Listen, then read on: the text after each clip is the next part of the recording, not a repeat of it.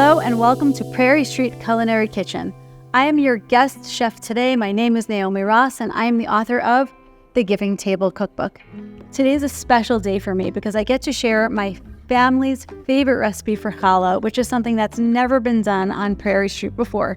So hold on and get your chef's hat out. We're going to make challah together from start to finish and you're going to love it. Making challah is a bit of a process, but it's not hard, and this is a great versatile recipe. It's very forgiving, and I even use this sweet dough to make babka and other kinds of sweet yeast cakes because it's sweet and cakey and delicious.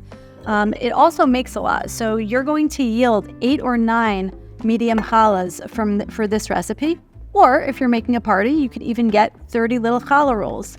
You can divide the dough however you like, and I'm going to show you how to start.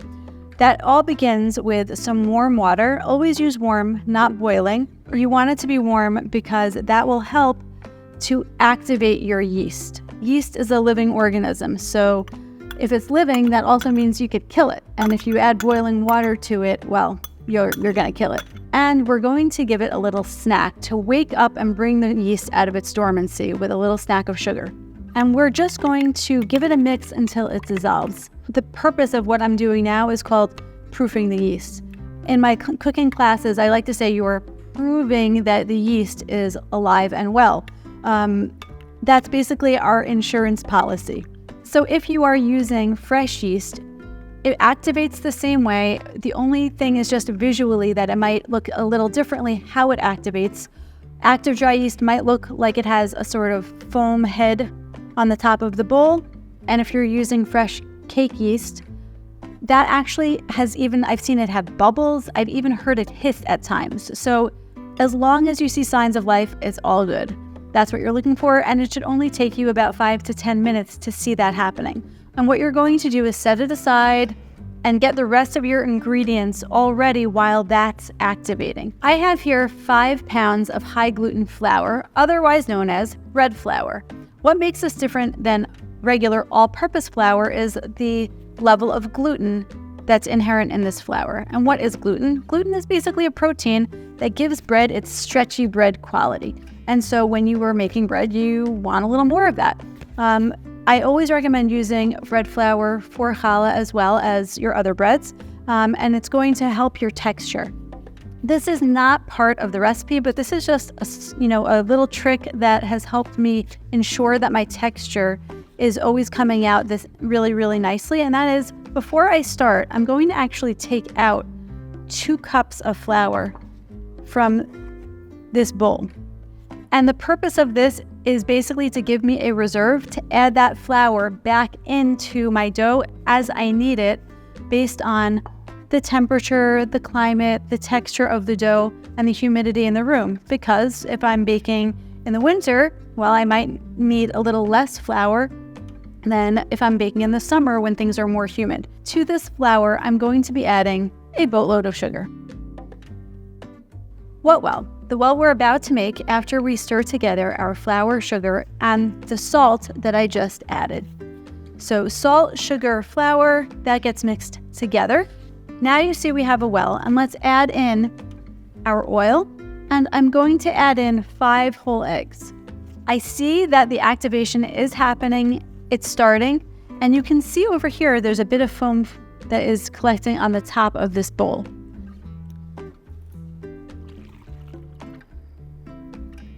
We do want to start by at least incorporating some of those wet ingredients. So my rule of thumb is stir and stir and stir until you can stir no more.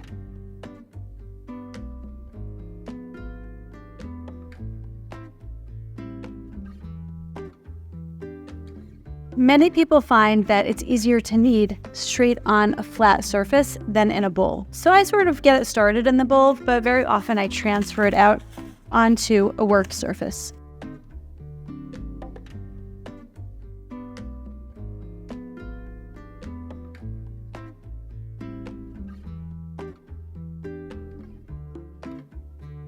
This is finely kneaded, and you can tell that we did a good job because it's nice and smooth.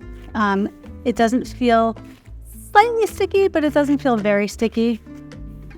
And I'm going to pour a little bit of canola oil over the top, and I'm just going to give it a little massage like this. And now we're going to let it rise. Rising basically allows your dough to stretch those gluten strands and allow for air to fill the bread when it bakes. So I'm going to put it in for a rise. It will double in bulk, meaning it'll be like this. I will punch it down and I'll let it, that's going to be after 2 hours of rising. I will give it a second rise for an hour and a half. I will punch it down for after that hour and a half. That's a total of 3.5 hours of rising time with 2 punch downs. And then it's ready to shape and to bake.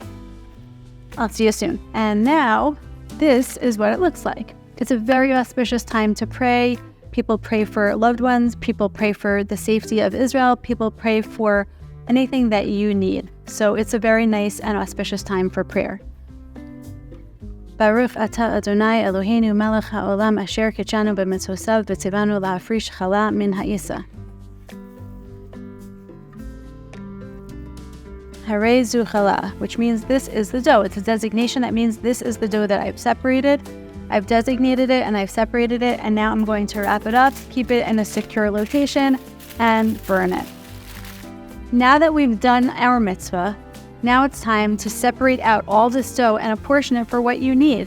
I'm going to make some challahs. I'm going to make some challah rolls. And I'm having a party, so I'm going to make 2 really big ones. So right now I have pretty big ones here. Maybe I'll separate out a little bit for our challah rolls. Always dust your surface with some flour and keep your flour on hand if you need it for your strands. Now, let's talk about a 4-strand challah. A 4-strand challah, you're going to divide your dough into 4 parts. And this process is, I like to say that my mantra is over, under, over, under. I have a braiding video as well that gives you some instructions. If you have my book, there's a QR code to this video as well. But let's go over the 4 braid process. You're going to roll your dough into some strands. And you want to try your best to keep the strands even, meaning that they should be just as fat on the top as they are on the bottom.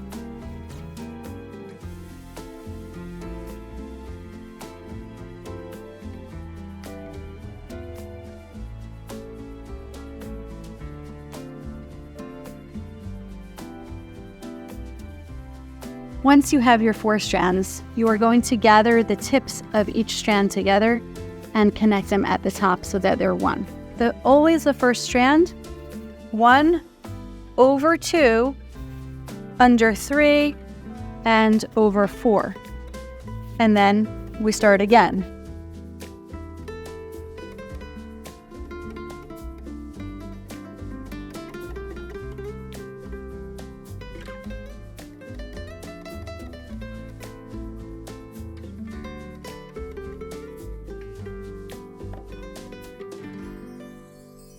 Tuck, tuck, tuck, neaten it up a little bit, and onto the tray it goes. It's that easy. Rolls are a great item to have.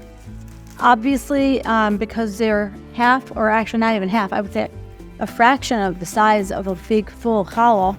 So you're going to break them into little balls, and this is a basic knot. This is the easiest kind of roll to make. Surface to help you roll.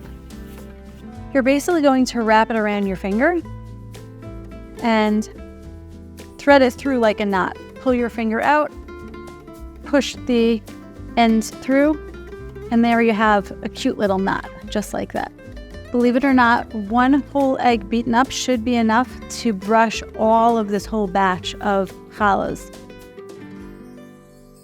Into the oven they go on 350. See you in about a half an hour. Okay, our challahs came out of the oven. They look amazing, and they look so regal and beautiful.